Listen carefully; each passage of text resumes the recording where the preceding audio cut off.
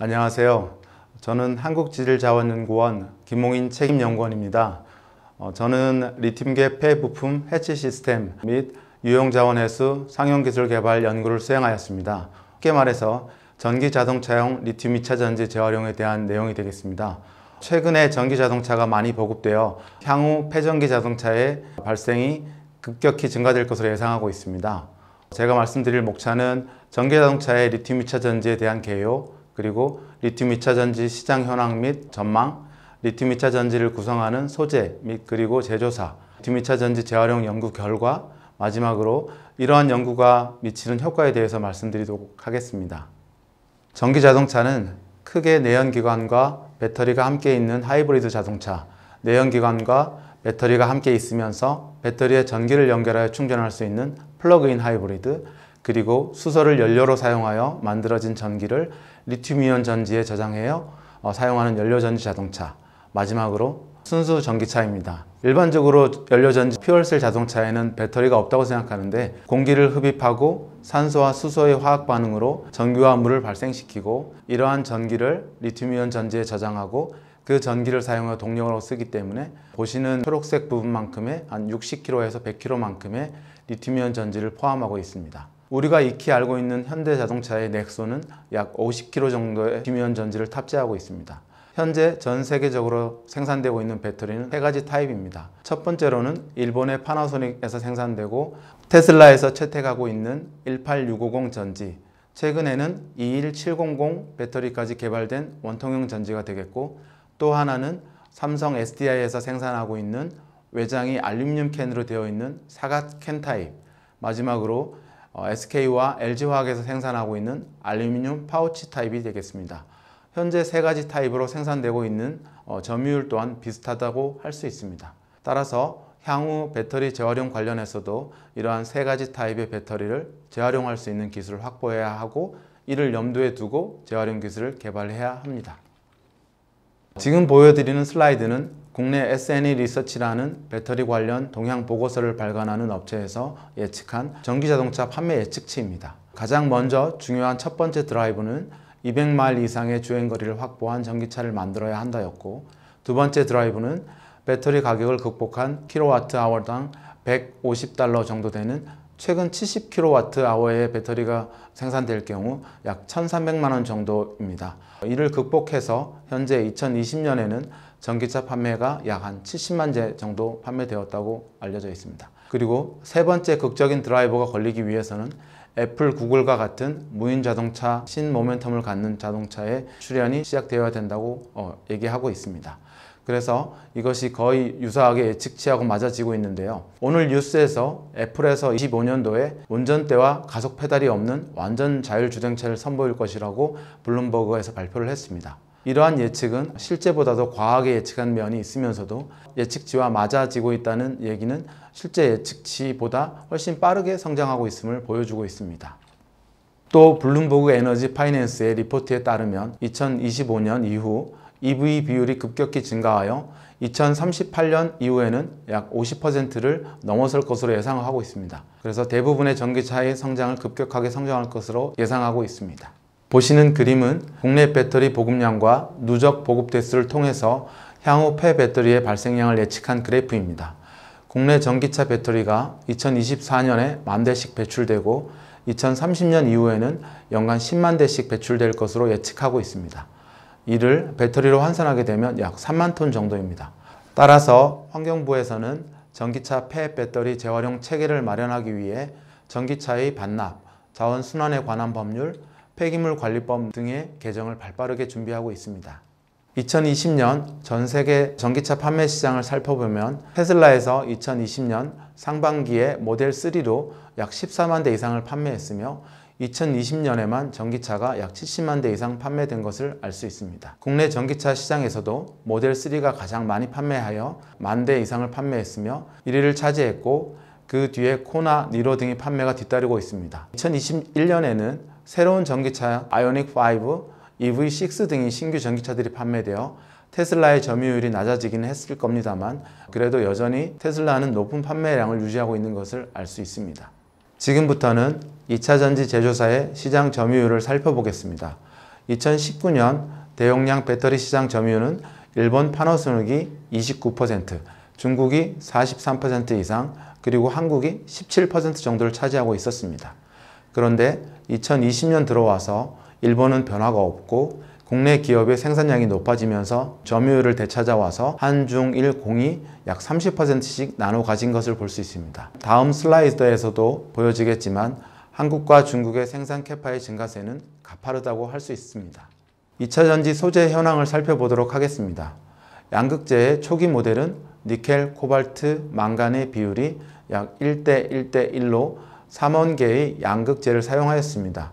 그러나 제조 기술의 발전에 따라 주행거리를 확보하기 위해 니켈의 사용량이 높아지고 이에 따라서 523, 622, 811이 생산되고 있고 SK에서는 9반반이라는 높은 용량의 배터리를 생산하겠다고 선언하였습니다. 보시는 바와 같이 니켈의 함량이 높아짐에 따라 용량도 커지는 것을 알 수 있습니다. 이러한 양극재의 변화는 재활용 공정에서 가장 중요한 이슈입니다.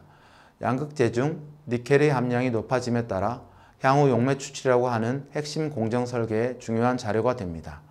또한 양극재 계열별 사용 비중에서 NCM과 NCA의 비율은 점점 높아지고 있으며 최근 중국에서 테슬라가 리튬 인산철 배터리를 채택하겠다고 선언한 것은 주행거리가 짧은 자동차에서는 리튬 인산철 배터리를 사용하여 자동차 가격을 낮추겠다고 선언하였다고 할 수 있습니다. 중국과 한국의 배터리 생산은 급격히 늘고 있으나 일본의 생산량은 거의 그대로 유지됨을 알 수 있습니다. 보시는 내용은 본 과제의 최종 목표와 세부 기술 개발 내용입니다. 본 과제 최종 목표는 폐리튬이온 전지를 연간 15,000대 고효율 재활용 기술 실증 플랜트를 구축하여 이러한 설비의 운전 기술 확립과 자동차용 폐리튬 2차 전지를 처리 공정 설계하는 것입니다. 세부 기술 개발 내용으로는 자동차용 폐리튬이온 전지 방전 기술 확립, 그리고 자동차용 폐리튬 2차 전지로부터 유용자원 해소 및 소재화, 폐리튬이온 전지 재활용 파일럿 플랜트 구축 및 대용량 처리 공정 설계가 되겠습니다. 전기 자동차는 석유 연료를 사용하지 않고 전기 배터리와 전기 모터를 사용하여 이동 수단을 움직이며 따라서 이러한 배터리는 자동차 원가의 약 45%를 차지하고 있다고 합니다. 배터리 중 양극재가 차지하는 비중은 약 35%이며 이 중 코발트, 니켈과 같은 전위 금속과 리튬을 재활용하여 회수하고 향후 현재까지 재활용되지 않고 있는 음극과 전해액, 분리막 등의 재활용 기술이 필요하다고 할 수 있습니다. 리튬 2차 전지의 구성을 살펴보면 크게 양극과 음극 케이스, 기타 외장, 그리고 분리막 등이 있습니다. 양극은 전체 무게의 약 40%를 차지하고 이 양극 중에는 재활용 핵심 물질인 양극 활물질이 약 80%를 차지하고 있습니다. 따라서 셀의 약 32%가량이 양극 활물질입니다. 이러한 양극 활물질 희소금속인 리튬, 코발트, 니켈 등이 함유되어 있습니다. 리튬이온 전지를 재활용하는 기술은 크게 습식 재련 공정과 포스코 같은 용광로를 쓰는 건식 재련 공정으로 나눌 수 있습니다. 습식 처리 공정은 우리나라의 성일하이텍과 중국의 대부분인 재활용 업체에서 채택하고 있으며 건식 용융 공정은 벨기에의 유미코아가 거의 유일하다고 할 수 있습니다. 습식 공정과 건식 공정은 서로 다른 점이 몇 가지가 있는데 대표적인 것이 금속의 회수에 큰 차이가 있습니다. 습식 공정에서는 대부분의 금속이 회수되는 반면 건식 처리 공정에서는 리튬과 알루미늄이 산화되어 슬랙으로 이동하기 때문에 회수가 어려운 단점이 있습니다.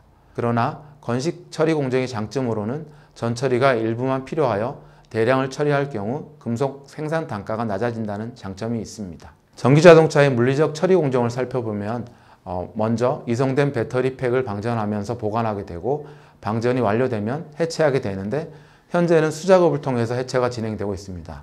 모듈까지 해체하고 셀까지 분리한 다음 이렇게 분리된 셀은 소형 배터리 처리 공정과 같이 파쇄하고 분리하여 활물질만 얻어내게 되는데 이 공정을 거치게 되면 블랙 파우더가 얻어지게 됩니다. 이렇게 얻어진 블랙 파우더는 습식 처리 공정에서 재련 공정을 거쳐 순수한 물질로 만들어지고 이러한 순수한 물질이 다시 배터리를 만드는 순환 공정을 이루게 됩니다. 본 과제의 최종 목표인 자동차용 폐리튬 2차 전지 연간 15,000대 고효율 재활용 기술 실증 플랜트가 구축되었습니다. 개발된 세부 기술은 가장 중요한 안정적인 폐리튬이온 전지의 방전 기술, 자동 해체 공정 개발을 통한 공정 기술 확보가 되겠습니다. 또 자동차용 폐리튬이온 전지를 재활용하기 위해서는 무엇보다도 유용자원 회수 및 소재화를 해야 되고 폐리튬이온 전지 재활용 파일럿 플랜트 운영을 위한 공정 효율화 등이 되겠습니다. 보시는 그림은 자동차용 배터리의 물리적 처리 공정입니다. 먼저 이송된 폐기, 저장과 동시에 안전하게 해체할 수 있도록 정기적으로 방전하게 되고, 방전이 끝나게 되면 안전하게 해체하여 각종 부품들과 분리하여 최종 셀은 기계적 파쇄 공정으로 넘어갑니다. 셀 외에 다른 플라스틱이나 금속류 등의 재활용도 무엇보다도 중요하다고 할 수 있습니다. 이렇게 개별 물질로 분리만 되면 자원화된다고 보시면 됩니다.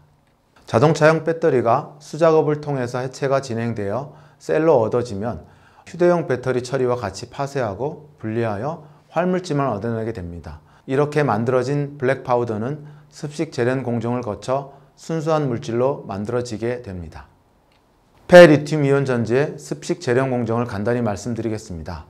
전처리로 분말로 만들어진 배터리 활물질을 코발트와 망간을 물에 녹여내고 침출 용액의 pH 조절을 통해 불순물을 제거하고 용맥 추출이라고 하는 분리 정제 기술로 순수한 코발트, 니켈, 망간 등을 회수하게 되면 최종적으로 리튬이 남게 되는데, 이를 침전 회수하여 탄산 리튬이나 수산화 리튬을 만드는 것이 일반적인 리튬 2차 전지의 습식 처리 공정입니다. 전해 채취 공정은 금속 이온이 용액 중에 녹아 있어 이를 전기를 가하여 환원하여 금속 상태를 얻어내는 공정으로 순수한 니켈과 코발트를 만들 때 적용되는 기술입니다. 용맥 추출을 통해 얻어낸 고순도, 고농도 코발트 니켈 용액을 감압 중류를 통해 용액의 금속 농도를 높이고 온도를 낮춰 마치 소금 같은 결정을 만들어 황산 니켈과 황산 코발트를 만들어서 다시 배터리 원료로 재활용하게 됩니다. 최근 사용량이 늘어나고 있고 향후 재활용 대상에 포함되어야 할 ESS에 대해 살펴보고자 합니다. ESS는 셀이 모여 트레이를 만들고, 이러한 트레이가 모여 모듈과 렉을 이루고, 이러한 모듈과 렉이 모여 컨테이너 형태로 ESS 시스템으로 설치되어 운영됩니다. 이러한 ESS는 자동차용 배터리 100대 이상으로 구성되어 향후 ESS의 보급 및 활성화에 따라 재활용 연구도 필수적이라 할 수 있습니다. ESS 시스템에 사용되는 트레이의 재활용 가능성을 확인하기 위해 트레이를 해치한 결과입니다. ESS 트레이의 무게는 약 33kg이며 해치한 결과 ESS 트레이도 56%의 셀을 가지고 있고 플라스틱이 13%, 외장 케이스가 26%로 자동차용 배터리와 유사한 비율을 가지고 있다는 것을 확인했습니다. 해체한 ESS 셀의 성분 분석 결과 자동차 전지와 유사하게 111 조성으로 제조되었음을 확인할 수 있었고, 이는 향후 523이나 622, 811 조성으로 제조될 수 있음을 알 수 있습니다.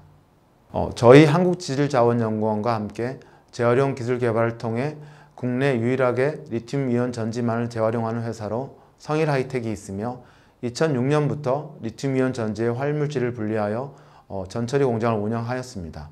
2011년 활물질을 재활용하여 순수한 물질까지 제조하는 공장을 설립하여 현재까지 운영하고 있으며, 현재 습식 2공장까지 운영하여 배터리 기준으로 약 5만 톤을 처리할 수 있는 용량을 운영하고 있으며, 배터리 원료의 대부분인 황산화물과 메탈, 그리고 메탈 용액으로 생산할 수 있는 기술을 가진 기업으로 국내 배터리 산업에도 이러한 기업이 있다는 것은 배터리 산업에 큰 힘이 될 수 있다고 말씀드릴 수 있습니다.